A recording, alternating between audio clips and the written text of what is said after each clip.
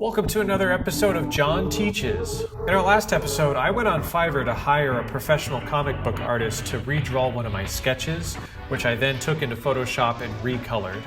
If you want to watch that episode, go ahead and click right here or on the link in the description. In this episode, I'm going to show you how you can create a seller account on Fiverr and create your first gig.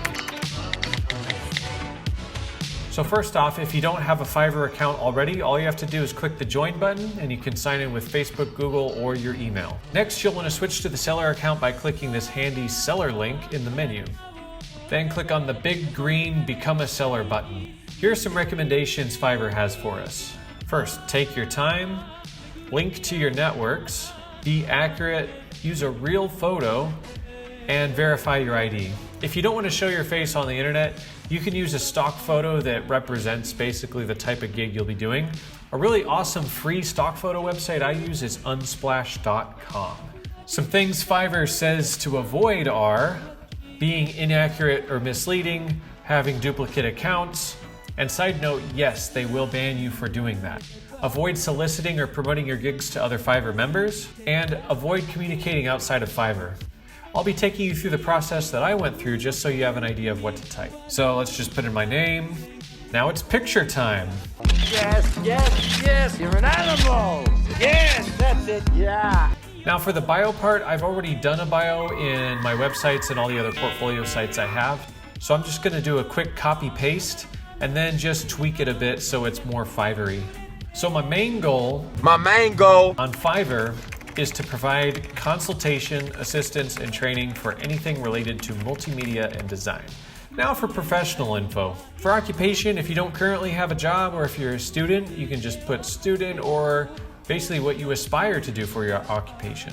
For the years, if you're just getting started, then just put the current year for the from year. Moving on to skills. You know, like nunchuck skills, bow hunting skills, computer hacking skills. Just type in the ones that you feel the most confident at. Now, skills can be anything you can do.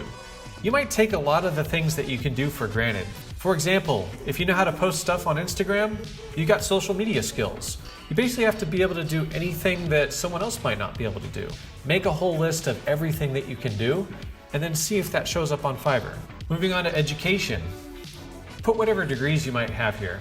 If you don't have a degree yet, don't worry, this part's optional. For certificate, this can be any course that you took where they handed you a piece of paper saying that you completed it, or even if they sent you a digital certificate.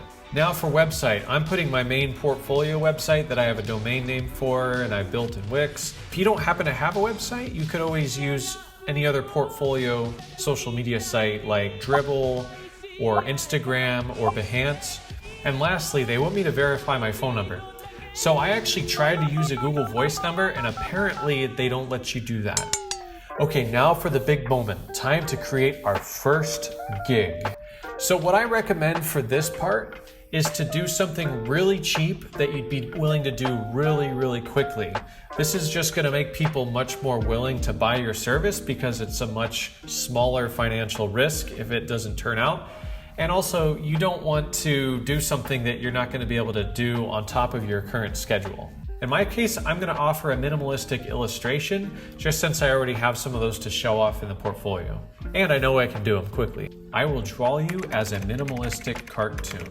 After you say what you're going to do, pick an appropriate category and tags that are going to lead someone searching for your type of service to your gig page.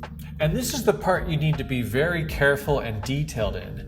You want to make sure that you write a description of what you're offering that puts some limitations. So for example, I don't want to just say, I'll draw anything for you, because then someone could come back and say, oh, I want you to draw a Where's Waldo scene for $5. Also, I recommend only offering something that you've already done before.